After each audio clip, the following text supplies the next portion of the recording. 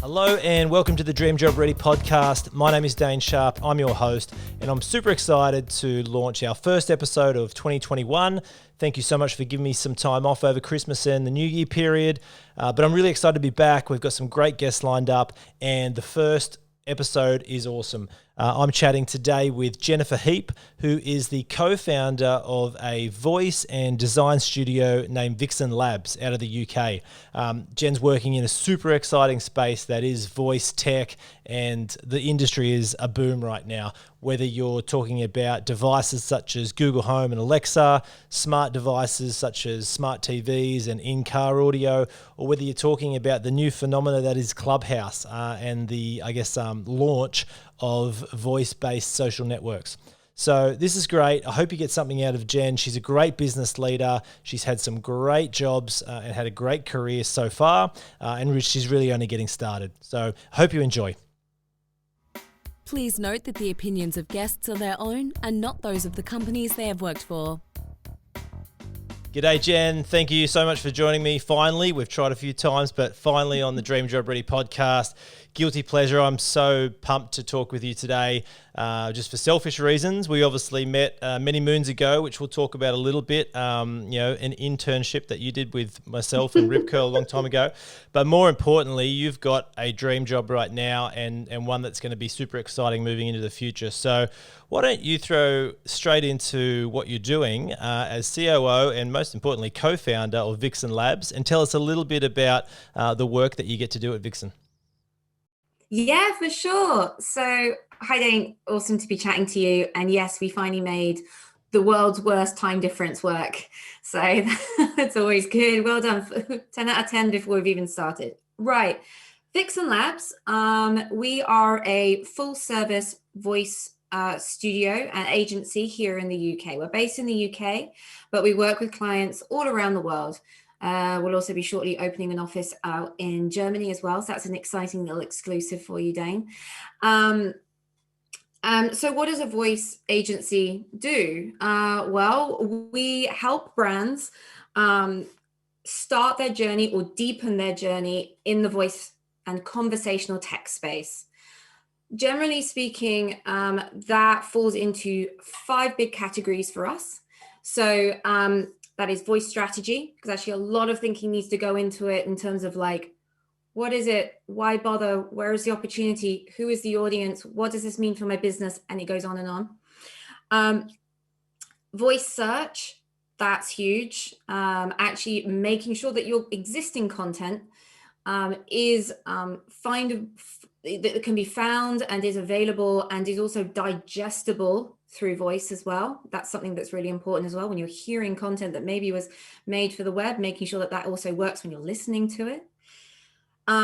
Voice apps. So this is a thing you most likely think of. So basically experiences that sit on devices, predominantly smart speakers like Amazon Alexa and Google Assistant. So sort of making boxes talk and do experiences about brands and businesses. Also content.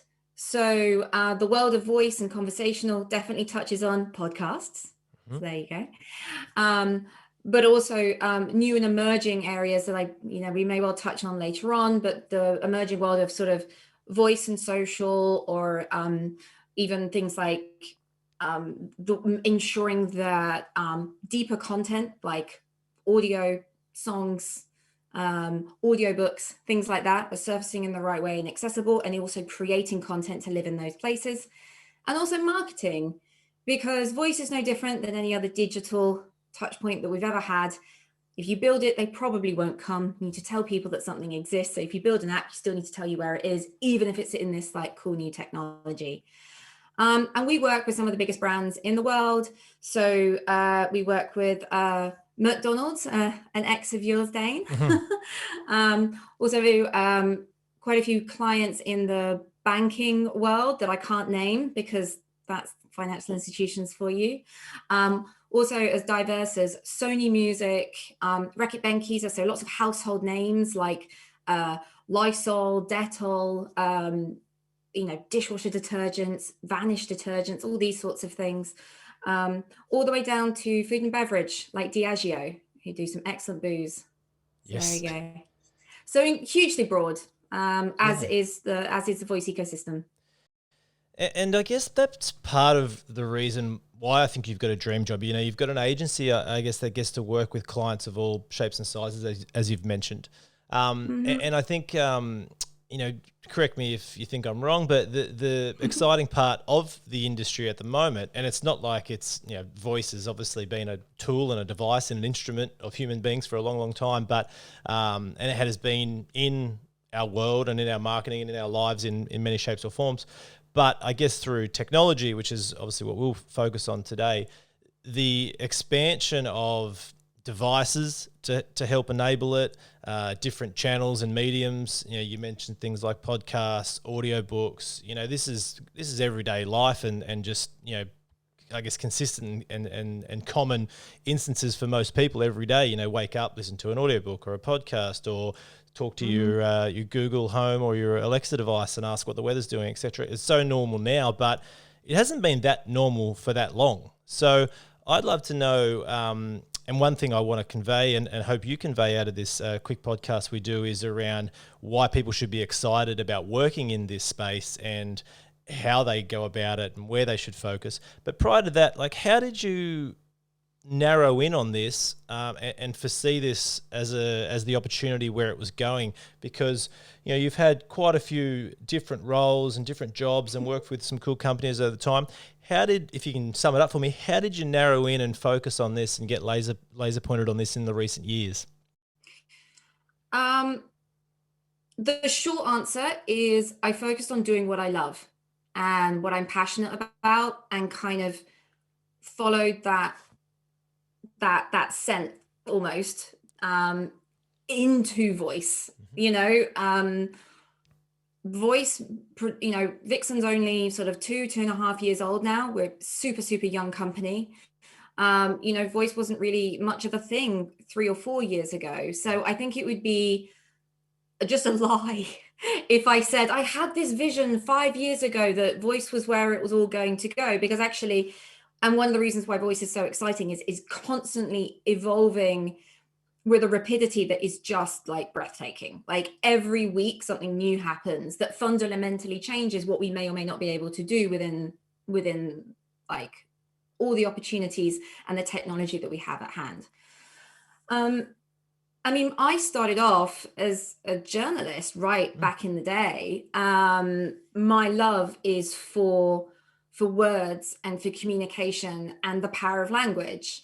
And I just went a really long way around to come back to go, actually, I'm now really running a company that is truly about communicating in the most human way possible. I know that's ironic because I make boxes talk and it's, you know, it's a tech company, but still, it's, as you said, it's the power of voice. It's the power of human voice.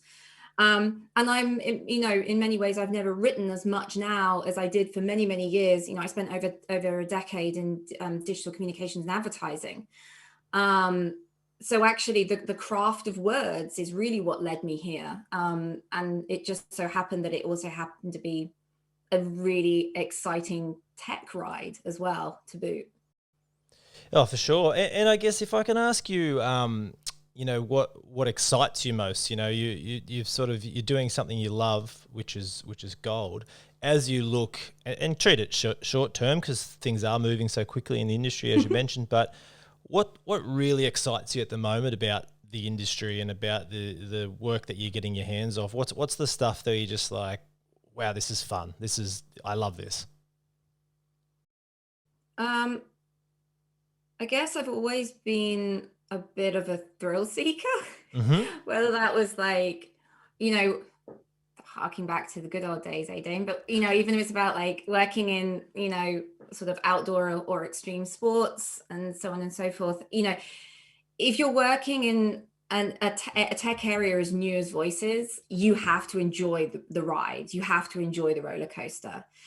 I think the thing that it excites me so much is how diverse it is in terms of something new coming up every day. I'm someone who gets bored really quickly, right? Like I need to keep having the challenge. That is also exhausting, but you know, if you can get the balance, it's also just the most rewarding way of working. I mean, now in the US, for the idea of scale, in the course of just really 3 or 4 short years, we've gone from smart speakers entering the market to now a third of all consumers in the UK have a smart speaker. That's not even including like actually devices on your phone. Yeah. So Siri or Google Assistant on your phone, like every Android has Google Assistant built into it. Yep. Or in car, or in your headphones, or in glasses, or in Smart like TVs, electronic devices. Yeah. Yep. It's in everything, right? So I get excited by just the speed of it, and the rapidity of adoption. If you think of the impact that TV has had on society, on brands, on just our way of life, that is like glacial in comparison to voice. And then on top of that, just the kind of glorious curveballs, something that's really emerging at the moment, for example, is bespoke assistants. So rather than something sitting on Amazon or on Google, that brands are actually just going off and doing their own thing. You see that a lot within the car manufacturers, like Mercedes, for example. When you sit inside a new Mercedes, you say, "Hey, Mercedes." You don't say, "Hey, Alexa, ask for Mercedes." So that is absolutely fascinating. And also just the power of the technology that sits behind it is constantly evolving. I don't necessarily have a hand in the natural language understanding and processing that go behind like the platforms actually understanding what I'm saying. But I know that there are the fleet of some of the smartest people in the world constantly working on that. And those pushes are happening all the time. So just this real momentum, I think that's hugely exciting. And the clients that I get to work with are people equally excited about it. So I just get to work with, really big brands, but also the actual individuals who I get to work with are just awesome, real kick-ass, evangelists on trying to do something different and new. And to be honest, those are the people you want to work with in these big organizations and institutions. So definitely. Yeah. I think that's a great couple of footnotes, I think, just in regards to, people developing through their career and probably looking for next opportunities, but certainly if they've sort of had, consistent or similar roles up until this point. One, you talked about scale. Like, I think at some point in your career, I think it's very advantageous and fun and exciting to work for a company that has scale. You mentioned McDonald's. You guys are working with them. I work there. That was probably one thing I took away from working with them was just the wow factor of scaling stuff. In Australia, small country, but 1,000 restaurants was the number that we were working with, and you just don't get many opportunities to work for a company that has 1,000, stores, locations, restaurants, whatever. So just trying it in 30 or 40 restaurants was no big deal for that company, but you go to a completely different brand and they're like, wow, wish we were in that number. So I really hear you on the scale thing, and I'd really suggest to anyone that might get an opportunity to work for a company that has that kind of scale, and you could only imagine, your Googles and your Amazon, their scale. Yeah. And I think the other one, momentum is huge as well, and that's probably more industry sometimes than company, but you can probably get with a bit of both. But that's a really cool one as well. Hey, I've just opening your LinkedIn while we were going through there, because I did want to scroll back, and I've got to scroll a while back, which is pretty funny to see. And I'm glad you've got it on there. You're a little note about doing an internship, online content editor with Rip Curl Europe and Rip Curl. I did. Way back in the day when I was there. I won't mention the year, although it says 2009. But it was some time ago. We had some good fun there. That was predominantly working before and at a big surfing event, and you helping us out with a lot of content. And you mentioned before you started your career as a journalist, I did as well in a similar way. And I think that's been probably very beneficial to both of us going through our careers. So I wanted to throw to you, and this might be a leading question, but one of my key questions, and we'll get to that in a sec, was around if people want to work in the voice tech space at the moment, outside of being hardcore developers and the tech guys that are building all the code and all the clever smarts behind it, where would you focus? But before I get to that question, I wanted to ask you, as a trained journalist originally, do you think there's still a lot of power in that, as people start moving into marketing, business leadership, strategy, all the other non-journalist, I guess, departments? Wow. Okay. So on the journalism bit, and this was, do you know what? This isn't just about working in voice. This was the same as when I was working in Adland. I worked for some of the biggest advertising agencies, again, on like awesome, sexy brands. I worked in London, Paris, and New York. Something that I really believe in, and maybe this makes me a bit old school, is learn a craft really well, and it will teach you so much. And it doesn't even necessarily have to be the craft that it totally becomes your career, but just having a discipline to really be masterful on something is really important. I've actually met a few and hired several people who are ex-journalists kind of by accident. So I don't think it's like, oh, I spot someone's a journalist and I go, well, you'll be good. But there's something about the rigor of especially having to do tasks that are often timed, under time pressure, managing workloads, managing deadlines, fact checking, those sorts of things. It's those transferable skills that you really, really look for when you're an employer.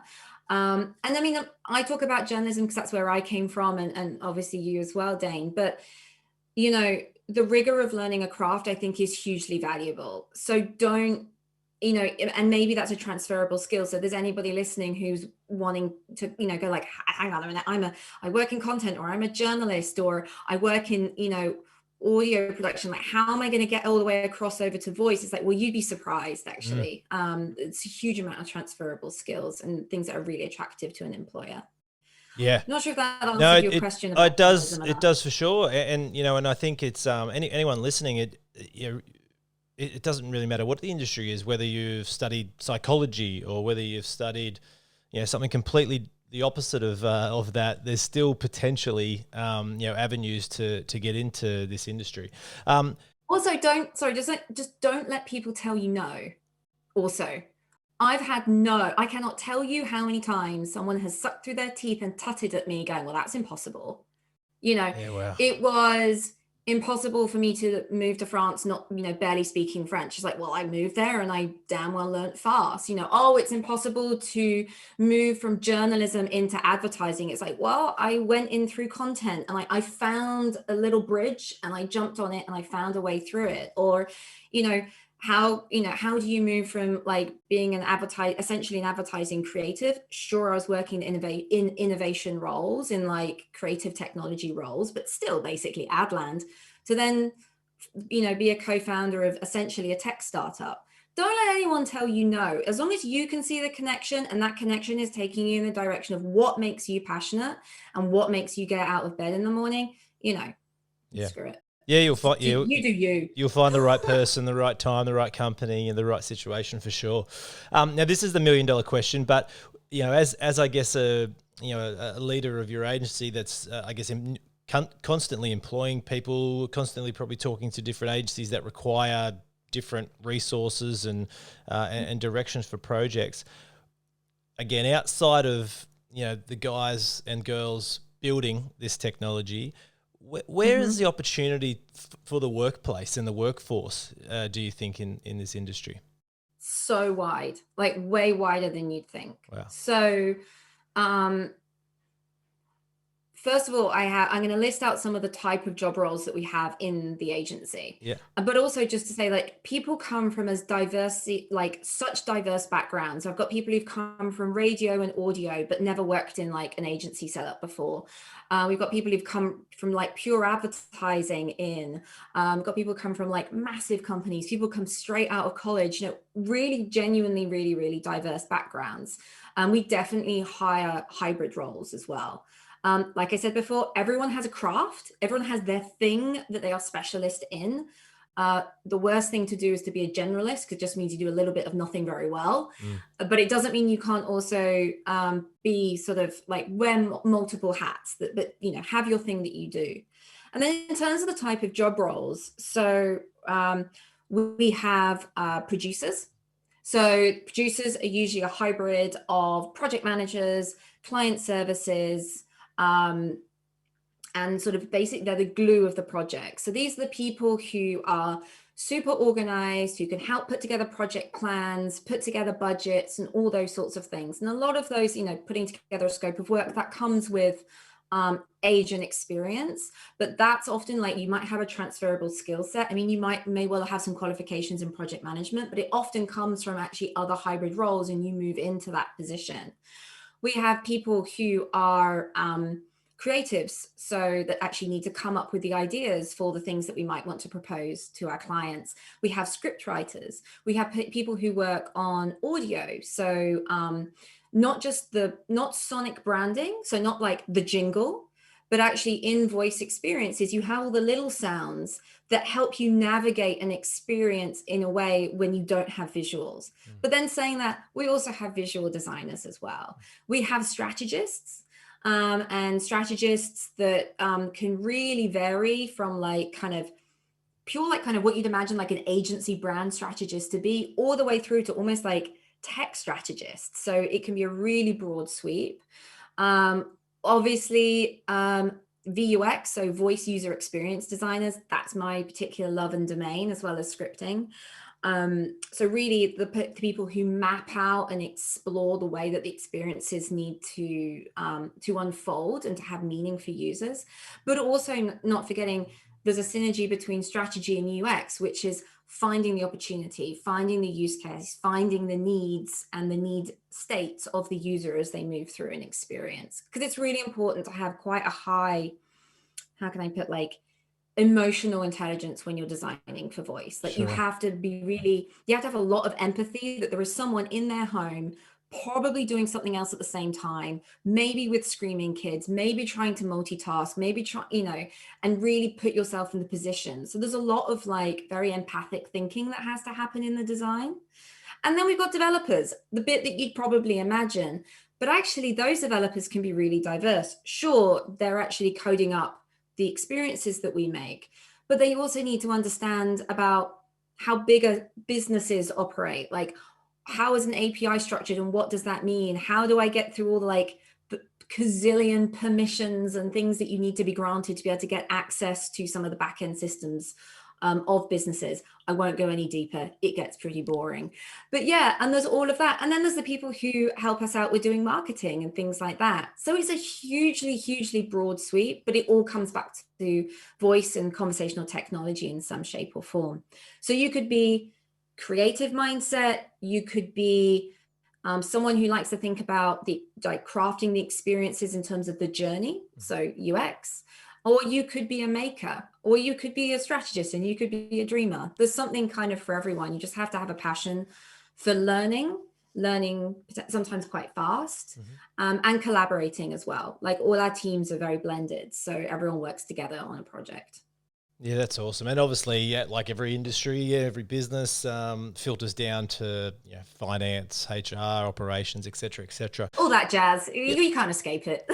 But we have awesome people doing that as well. So look, one of the I guess businesses that is a buzz at the moment is the new Clubhouse app, which is sort of being labelled as sort of part voice social network, part voice app. Well, it's a voice app, but it's sort of begs the question for me: is this the start of a slightly new genre of apps and social media? Through Zoom and Google Hangouts and even live podcasting and live Facebook chats and all that kind of stuff, we've been able to converse together before, but a lot of those, not so much podcasting, but a lot of those other channels have had the video element kind of as a priority. This is audio only. You get to see an image, most likely, of the person or people that you're chatting with. But would love to know your sort of thoughts on the current phenomena, and is it the start of things to come in this space, do you think? Yeah, I think so.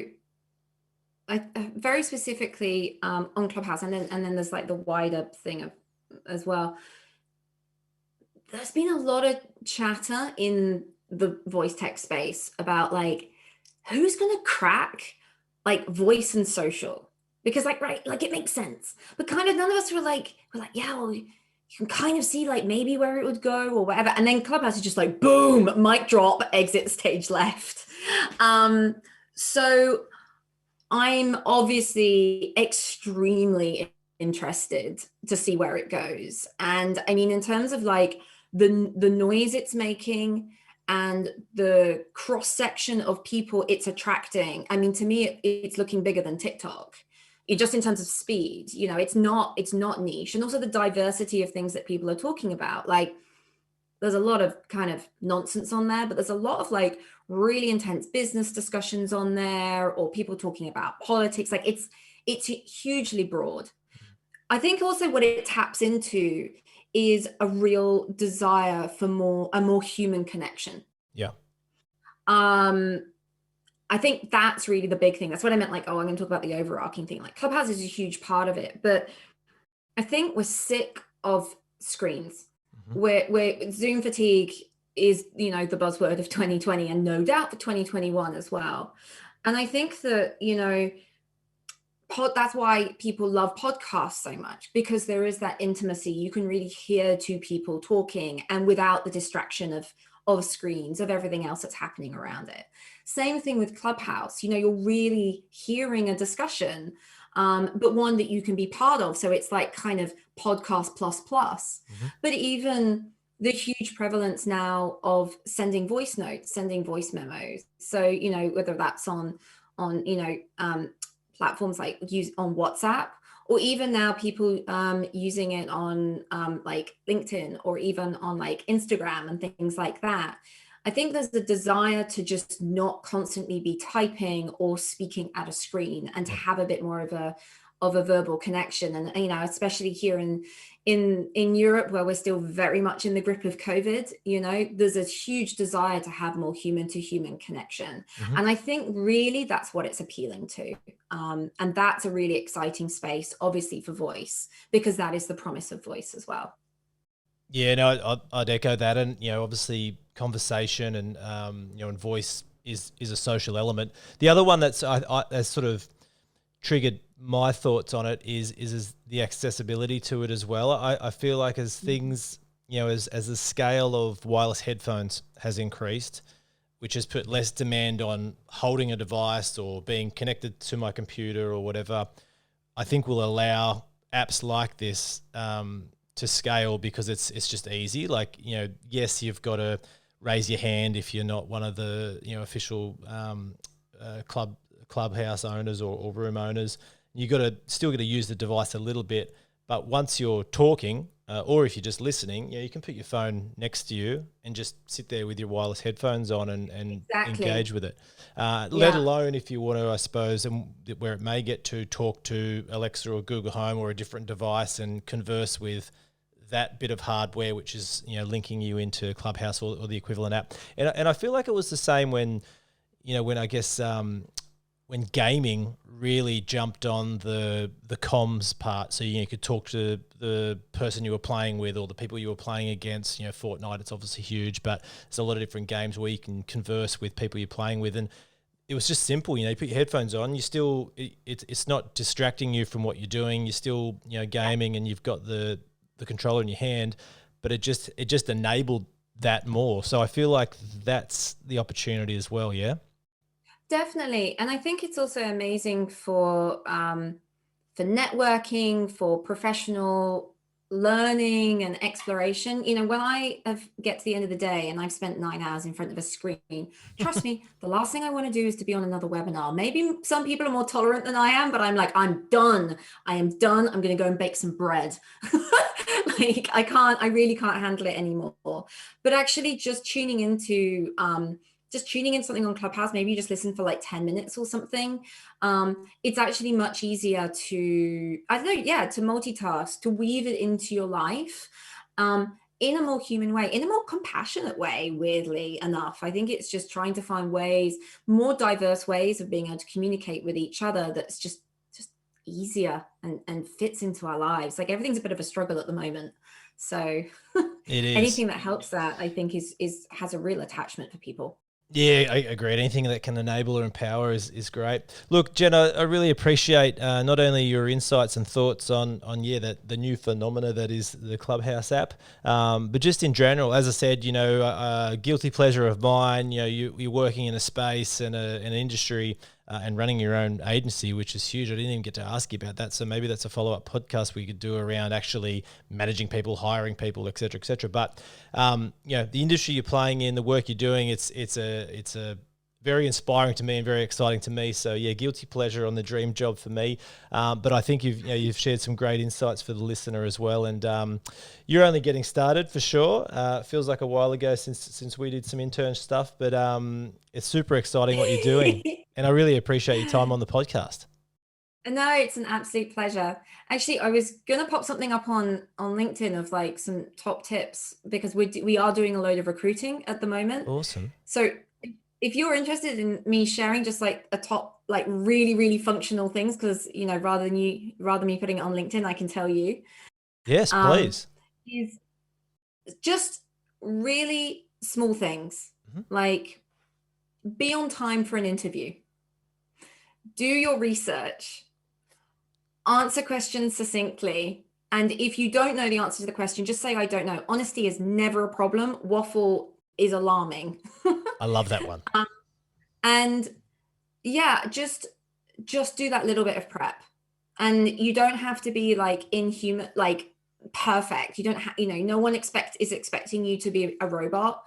And also realize that there's a lot going on in the world.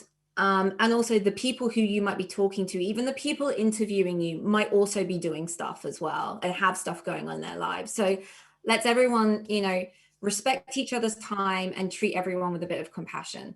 That's kind of my top tips for, just overarchingly job interviews at the moment. And if you were going for a job interview, would you send a video or a voice application these days on LinkedIn, like I'm seeing growing in popularity, should I say? Or would you keep it simple and apply the traditional way? So, that's a baited question for you. That is isn't it? We really like to have we're of a scale as well that we really like to have a chat with people. Our recruitment processes are really long because we spend a really long time really, really handpicking people. I think for a lot of other companies, actually, especially when they're getting through a lot of volume of applicants that are on a short list, I think maybe sending something by video could be really amazing and a really great way of cutting through. But also just make sure it's actually going to get seen by someone. I hate the thought of people spending so long to make all this material that's just going to go in like an HR bin folder somewhere. Voice notes. Now, I am not against the theory of voice notes, but there is an etiquette that must be applied. I will never listen to a voice note if someone sends, other than like friends and family, if someone sends me a voice note that on any platform that doesn't specify what's in it.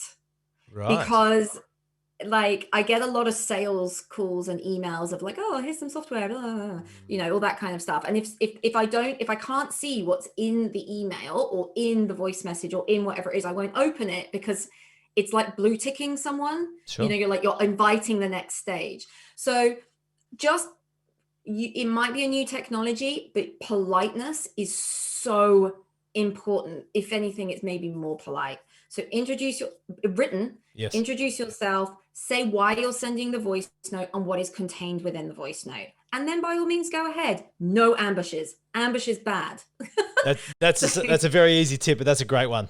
You don't want to waste someone's time if they're not looking for that thing or hunting for that thing. So yeah, it's a great tip. That's super simple as well. Just give context to what the voice note is. You just let me know what it is I'm walking into. Yep. And also, like, at least I can only speak for myself, and maybe I should have better time management skills, but my LinkedIn inbox is gross. Like, it's not, I don't necessarily keep on top of it. And again, talking about compassion at the moment, like we're all doing a lot at the moment, the economic climate and COVID, there's a lot of screen time, everyone's struggling.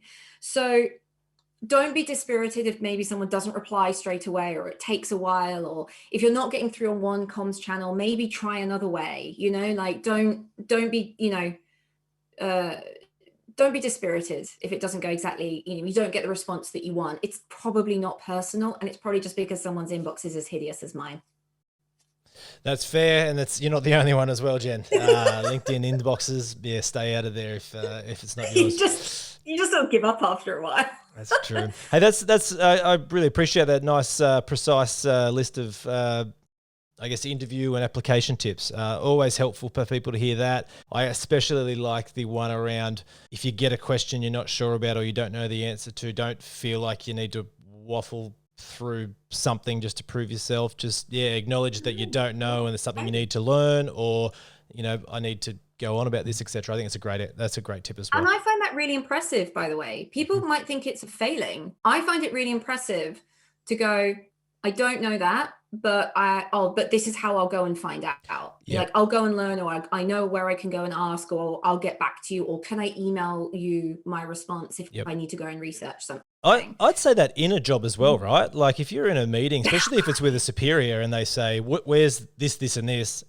there's no point waffling around and answered if you don't have it. It's terrible. Yeah. It totally freaks me out. It really worries me, because it's like, I do not expect anyone to know everything. Yeah. I work in an industry where a lot of the time we don't know what's coming up, and we are all having to learn all the time. Yep. Anyone who says that they know everything is generally to be avoided.